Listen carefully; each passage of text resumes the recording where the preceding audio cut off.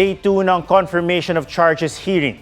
Inungkat ng prosekusyon ang tinaguriang PRRD list ng high-value targets at ang mga high-profile na pagpatay sa ilalim ni dating Pangulong Rodrigo Duterte. Mula sa The Hague, may live report si Mariz Umali. Mariz.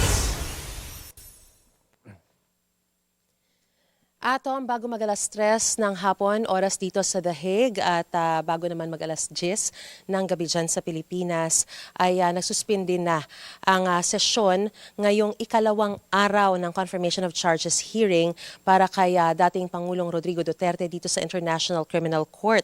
Ngayong araw, tinalakay ang mga pagpapatuloy ng submission on merits ng prosekusyon at sumentro nga ito sa counts 2 at 3 ng kasong crimes against humanity laban sa dating Pangulo. At sa huling sesyon naman, or actually second and third session, ay nagsumiti na rin ng mga ebidensya ang CLRV o yung Common Legal Representatives of Victims.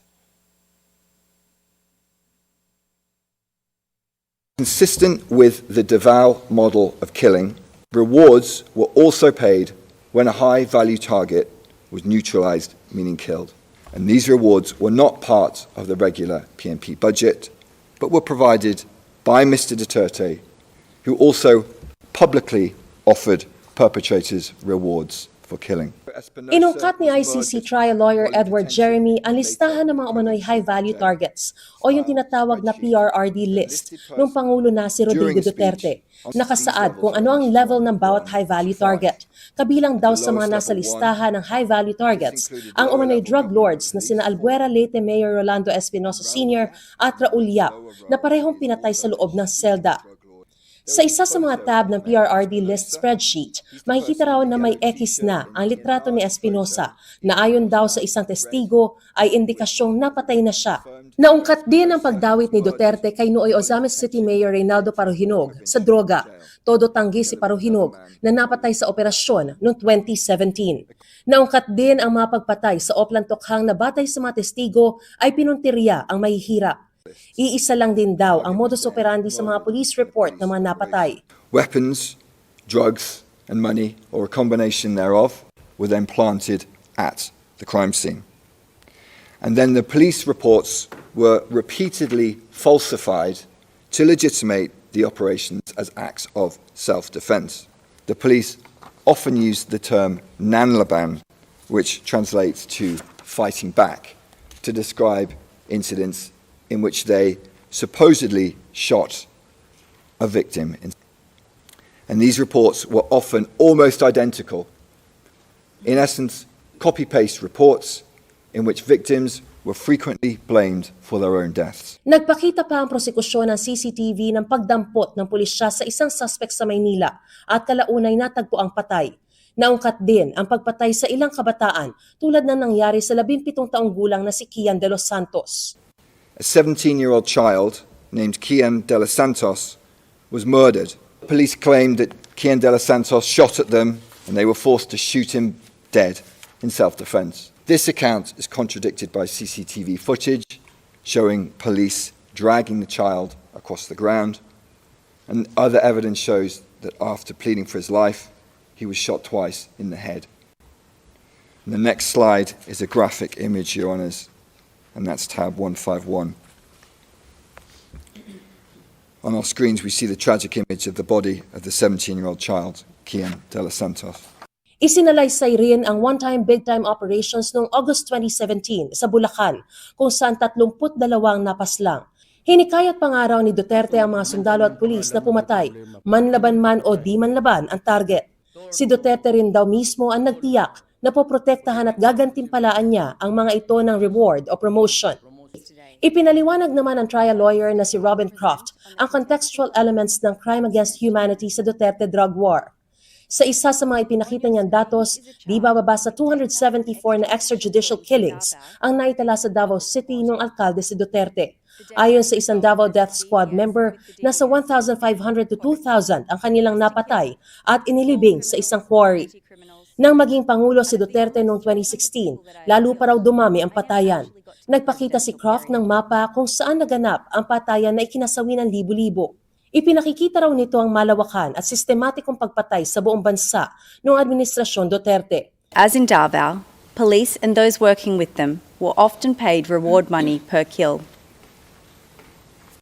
Your Honours, these killings were not random. Targets were pre-identified, listed, and then subject to operations based on that list.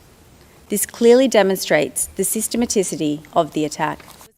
Ayon kay Croft, may state policy ang mga pag-atake kaya dapat makasuhan ng crimes against humanity si Duterte.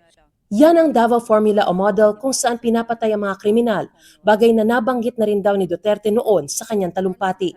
Makikita rin daw ang naturang policy sa direktiba sa pulisya na inilabas noong 2016 at inisyu ni dating PNP Chief Bato de la Rosa.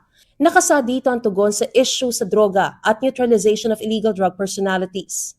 As Mr. Jeremy has outlined, the evidence shows that within law enforcement, neutralise meant and was understood as meaning to kill. Kaugnay sa individual criminal responsibility ni Duterte, si Duterte raw ay indirect co-perpetrator, nag-utos, tumulong at hinikayat ang pagpatay. Ang common plan daw ay in-neutralize ang mga kriminal sa pamamagitan ng karahasan. Ipinakita ng prosekusyon kung sino ang mga co-perpetrator ni Duterte sa Davao City na nadagdagan daw ng 2 na maupo si Duterte bilang presidente. Noong Davao City Mayor pa lang siya, si Duterte raw ang nasa pinakatuktok ng kanilang hierarchy. Sina Duterte at ang mga co-perpetrator daw ang may control sa pulis, pati na sa mga miyembro ng DDS. Sabi ng isang testigo, natakot siyang di sumunod dahil si Duterte ang pinakamakapangyarihan sa Davao. Noong Pangulo na siya, si Duterte pa rin ang nasa tuktok ng hierarchy. The co-perpetrators controlled the executive, they controlled the police, they controlled the Drug Enforcement Agency, the National Bureau of Investigation, and the Department of Justice.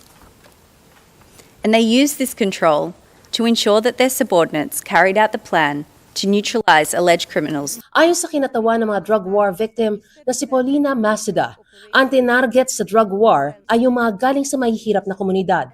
Sa mga ganito raw komunidad, nagiging coping mechanism ng ilan ang shabu dahil sa hirap ng buhay.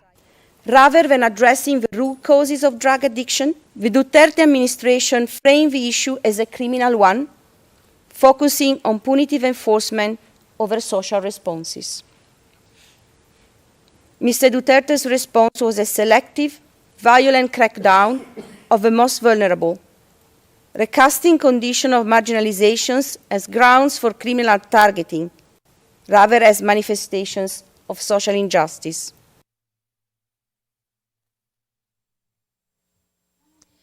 Atom, habang binabasa mga ebidensyang ito all throughout the course of the proceeding, nakita natin na naging emosyonal yung mga kaanak ng ilang mga biktima dun sa courtroom gallery. At sa buong pagkakataon na yon, halos paulit-ulit na nakikita natin na pinapahid nila yung kanilang mga luha at ang ilan naman ay napapailing dahil tila bumalik daw muli sa kanilang alaala yung sakit at trauma na inabot nila sa pagkawala ng kanilang mga mahal sa buhay. Samantala, Atom, magre-resume na ang ika-third day kumbaga ng confirmation of charges hearing sa Huwebes na. Bukas walang hearing dahil bahagi po ito ng adjustment na ginawa ng International Criminal Court Pretrial Chamber 1 para kay dating Pangulong Rodrigo Duterte. Atom? Mula sa The Hague, Netherlands, maraming salamat, Marie Zumali.